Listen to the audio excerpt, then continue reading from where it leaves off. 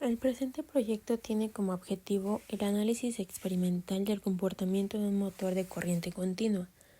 A lo largo de este proyecto se realizaron mediciones de corriente y voltaje en el motor mientras éste operaba, con el fin de aplicar la ley de Ohm y determinar la resistencia interna del motor. El motor de corriente continua es una de las máquinas más utilizadas para convertir energía eléctrica en energía mecánica, gracias a su capacidad de controlar la forma eficiente, la velocidad y el par del motor. Estos motores son fundamentales en aplicaciones industriales y tecnológicas, donde se requiere precisión en el control del movimiento. Este proyecto estudia el comportamiento de un motor de corriente continua a través de mediciones experimentales.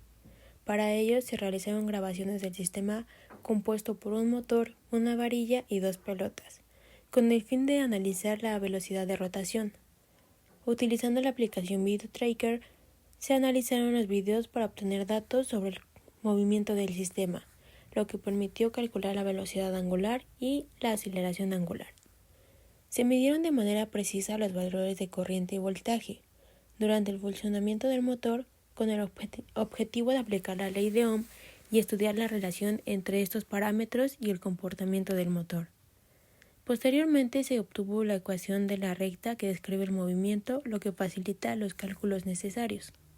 Un motor de corriente continua es un dispositivo que convierte la energía eléctrica en energía mecánica mediante la interacción entre un campo magnético y una corriente eléctrica, produciendo un movimiento rotativo proporcional a la intensidad de la corriente.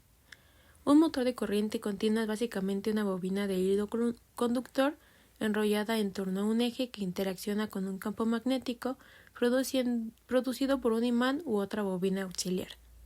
Mediante un generador eléctrico se hace pasar una corriente eléctrica continua por la bobina. Su interacción con el campo magnético consiste en un sistema de fuerza sobre el eje y por lo tanto sobre lo que esté mecánicamente unido a él, que en este caso sería la varilla con las pelotas, haciéndolo girar. Desde el punto de vista energético, el motor recibe energía eléctrica mediante la corriente que se hace pasar por la bobina y realiza trabajo mecánico mediante la rotación con el que está construida la bobina.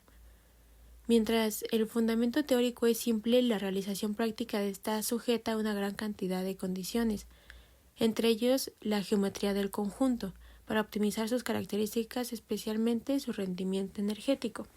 Nuestro sistema está conectado a una fuente de energía y a dos multímetros. Uno de los multímetros va a medir el voltaje y el otro la corriente. Estos están conectados mediante cables banana caimán y caimán caimán. De la fuente de energía a nuestro sistema están conectados con dos cables banana caimán y hacia los multímetros se conectan con cables caimán caimán. Ahora, nosotros utilizamos la aplicación VideoTracker para subir los videos que grabamos en cámara lenta y poder obtener la velocidad y la aceleración angular que necesitaremos para los cálculos siguientes. Nuestro sistema consta de una varilla de 30.6 gramos de masa y 56 centímetros de longitud. También de dos pelotas que se ponen a los extremos de la varilla con una masa de 70.9 gramos. Nosotros propusimos un voltaje y una corriente para todas las mediciones, es decir, este voltaje y esta corriente no se cambian, esa se pone desde la fuente de energía. Las únicos voltajes y corrientes que cambian son las de los multímetros que conectamos al sistema. Nuestro propósito es sacar el rendimiento del sistema. ¿Cómo se saca este rendimiento? Pues dividiendo la potencia mecánica, que es la potencia de salida, entre la potencia eléctrica, que es la potencia de entrada. Para poder calcular la potencia mecánica, tenemos que multiplicar la velocidad angular que sacamos de VideoTracker por el torque. El torque se saca multiplicando el momento de inercia por la aceleración angular. La aceleración angular pues también la sacamos de VideoTracker. Ahora, el momento de inercia se saca con la siguiente fórmula, en donde se tienen que sumar todos los momentos de inercia de todas las partes del sistema. es decir, el momento de inercia de la varilla y el momento de inercia de las dos pelotas, en donde R es el radio de la varilla, o sea, la longitud a la mitad. Y la distancia es la distancia que tiene desde el centro de la pelota al eje de rotación. Teniendo ya el momento de inercia total de cada medición, pues se multiplica por la aceleración angular que sacamos de Videocracker y tenemos el torque. Con el torque podemos multiplicarlo por la velocidad angular y tenemos la potencia mecánica.